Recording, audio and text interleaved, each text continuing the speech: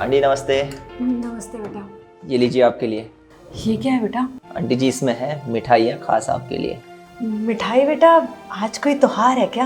Aunty जी आज त्योहार क्या, आज तो बहुत खुशी का दिन है। बेटा ऐसा क्या खुशी का दिन है जो तुम मिठाई बांट रहे हो? आंटी अब मैं शब्दों में कैसे बताऊँ, बस खुशी का दिन है और बहुत ज़्यादा खुशी का दिन है। स्पेशली ये मिठाई छोटे को देना, छोटे को बहुत अच्छी लगेगी। अगर इसे खुशी मिलेगी ना तो इससे अच्छी तो कोई बात हो ही नहीं सकती। आपको पता है साहब आज मेरे बेटे का बर्थडे है। अरे वाह, ये तो बहुत ज़्यादा खुशी का दिन है, आज छोटे का जन्मदिन है। हैप्पी बर्थडे छोटे। और आंटी जी अब तो ये मिठाई सिर्फ और सिर्फ इसके लिए है, ये पूरी की पूरी मिठाई इसके लिए। और आंटी जी एक बात और, इस मिठाई के डब्बे को यहाँ पे नहीं खोलना है, घर पे खोलना है और जो भी इसमें गिफ्ट निकले वो सिर्फ इसी को देना है। पर क्यों बेटा? अरे आंटी जी बहुत ज़्यादा स्पेशल मिठाई है, इतनी आसानी से तो मिलती भी नहीं है कई लोगों को। वो तो मुझे मिली थी कहीं से, मैंने सोचा कि आप लोगों को दे दो, और इसका बर्थडे है आज तो फिर तो मैंने सोचा कि आपको भी नहीं देनी है मिठाई, इसी को देनी है। धन्यवाद साहब, आपका बहुत भगवान आपका भला करे। अरे आंटी जी धन्यवाद की क्या बात है इसमें, हम लोग इंसान हैं, हमें एक दूसरे के काम आना चाहिए और यही इंसानियत है। मैं तो बस इंसानियत का फ़र्ज़ निभा रहा हूँ। अच्छा आंटी जी मैं चलता हूँ। और हाँ सुनिए, ये जो मिठाई है ना सिर्फ छोटे को मिलनी चाहिए, आपके लिए मैं कभी और ले आऊँगा मिठाई, ठीक है ना? सिर्फ छोटे को। ठीक है बेटा, धन्यवाद।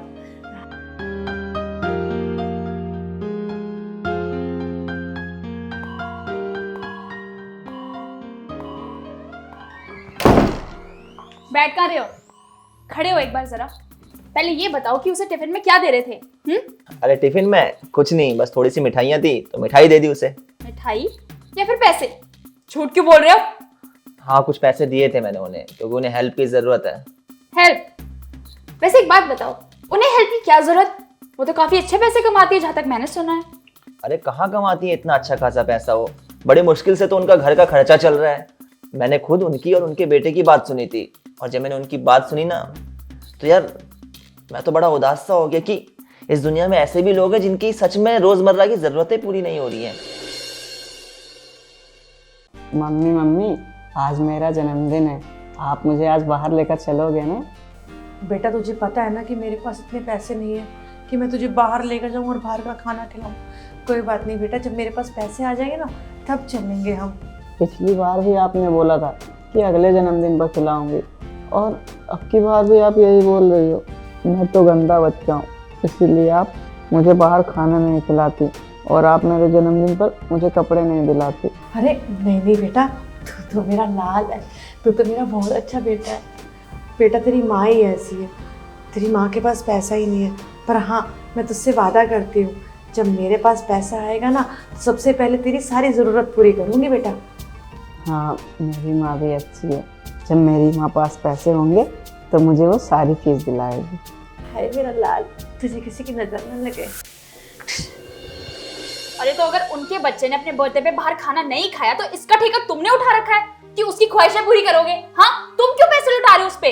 अरे मैंने उनकी थोड़ी सी हेल्प कर दी तो क्या हो गया, फालतू के खर्चे थोड़ी ना कर रहा हूँ, फजूल खर्ची थोड़ी ना कर रहा हूँ, हेल्प ही तो कर रही है। हेल्प करने से तो अच्छा ही होता है। तुम्हें तो उल्टा मुझे मोटिवेट करना चाहिए कि तुम अच्छा काम कर रहे हो और करते रहा करो ऐसे काम को, लेकिन तुम तो समझती ही नहीं यार, उल्टा मुझे ही सुना रही हो। अरे कोमल यार, हम इतने सक्षम हैं कि दूसरों की हेल्प कर सकते हैं तो हमें करनी चाहिए ना हेल्प। अरे तुम्हारी ये थोड़ी सी हेल्प से होता क्या है? क्या मिलता है इससे? हाँ क्या मिलता है? दुआ। माँ एक काम करते हैं, भैया के लिए दुआ मांगते हैं। हाँ बेटा हमें करनी भी चाहिए, आज उसकी वजह से ही ना तू जन्मदिन पर इतना खुश है।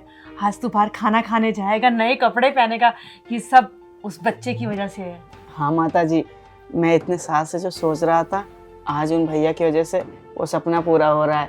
हम भैया के लिए दुआ करते हैं। हाँ बेटा चल दोनों मिलकर दुआ करते हैं। भगवान जी भैया बहुत अच्छे हैं, उनकी ज़िंदगी में खुशियाँ ही खुशियाँ देना। सही कह रहा है बेटा, सच में वो लड़का बहुत अच्छा था। जैसे उसने हमारे चेहरे पर खुशी दी है ना, ऐसे ही भगवान जी उसके सारे बिगड़े काम बनवा दे बस। हाँ मम्मी। अरे कोमल यार तुम समझ क्यों नहीं रही हो, हम बहुत खुश नसीब है कि हमें 2 वक्त की रोटी आसानी से मिल जाती है, लेकिन इस दुनिया में बहुत सारे ऐसे लोग भी हैं जो 2 वक्त की रोटी भी नहीं जुटा पाते हैं। ऐसे में जब हम सक्षम हैं कि दूसरों की हेल्प कर सकें और उस हेल्प से हमारे घर के खर्चे पे इफेक्ट नहीं पड़ रहा है, तो फिर हमें हेल्प कर देनी चाहिए। इस आदमी से तो बोलना ही बेकार है, दूसरों की हेल्प करता है और घर में लड़ाई करता है। हमसे तमीज से बात नहीं कर सकता, दुनिया के आगे भगवान बनता फिर रहा है। कोमल, पता नहीं समझती क्यों नहीं है यार।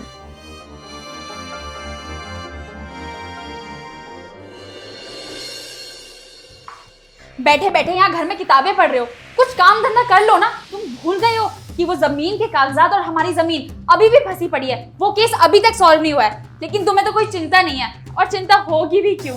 पहले तो दुनिया भर में अपनी ईमानदारी दिखाते हो, लोगों की हेल्प करते हो, घर से पैसा लेकर दूसरों को देते हो, और फिर घर में बैठ जाते हो जैसे अपाहिज होते हैं कि किताबें पढ़ रहे हो।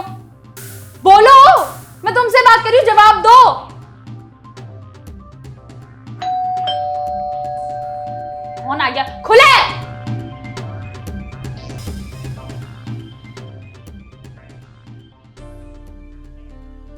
अरे वकील साहब आप।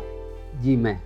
सर कॉन्ग्रेचुलेशंस, आपकी जो पुश्तैनी ज़मीन थी उसका जो केस चल रहा था उसका फैसला आ गया है और वो केस हम जीत चुके हैं। अब आप करोड़ों की संपत्ति के मालिक हो चुके हो। कॉन्ग्रेचुलेशंस।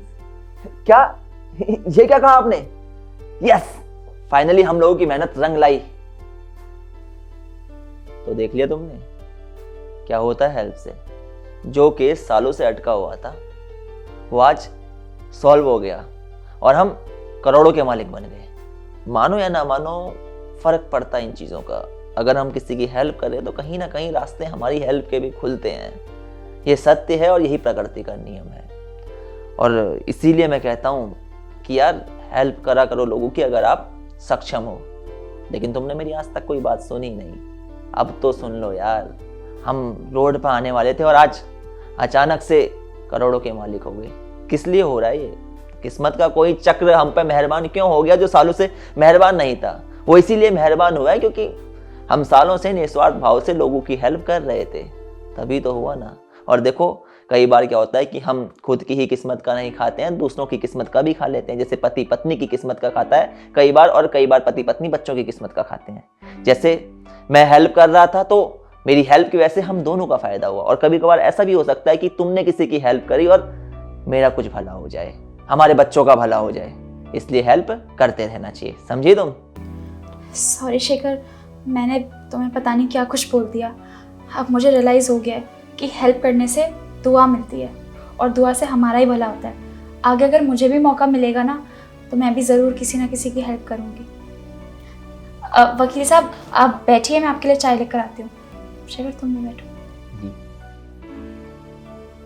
तो यार सबसे पहले तो आप लोग ये बताएं कि क्या आप लोगों ने अपनी ज़िंदगी में कभी किसी की हेल्प करी है? कहानी के अनुसार हम ये चीज़ समझते हैं कि अगर हम किसी की हेल्प कर रहे हैं तो हमारा भला ज़रूर होगा, क्योंकि प्रकृति का नियम है ये। अगर हम किसी की मदद कर रहे हैं, किसी का उपकार कर रहे हैं तो हमारे साथ भी अच्छा ही होगा। और जो ये हेल्प है ये निस्वार्थ भाव से होनी चाहिए, क्योंकि जब किसी चीज़ में स्वार्थ आ जाता है तो फिर उसका महत्व कम हो जाता है, या फिर कई बार महत्व खत्म ही हो जाता है। इसलिए निस्वार्थ भाव से लोगों की मदद करें, क्योंकि निस्वार्थ भाव से किया गया उपकार ज़िंदगी में हमेशा खुशियों के द्वार खोलता है। और अगर आप लोगों को भी अपनी ज़िंदगी में खुशियों के द्वार खोलने हैं तो करिए लोगों की मदद, करिए अच्छे काम, रहे अच्छे सच्चे। वीडियो पसंद आई, वीडियो को मैसेज पसंद आया तो वीडियो को ज़्यादा लाइक करें, शेयर करें। मिलते हैं आप सभी लोग से जल्दी नई वीडियो में एक नई स्टोरी के साथ।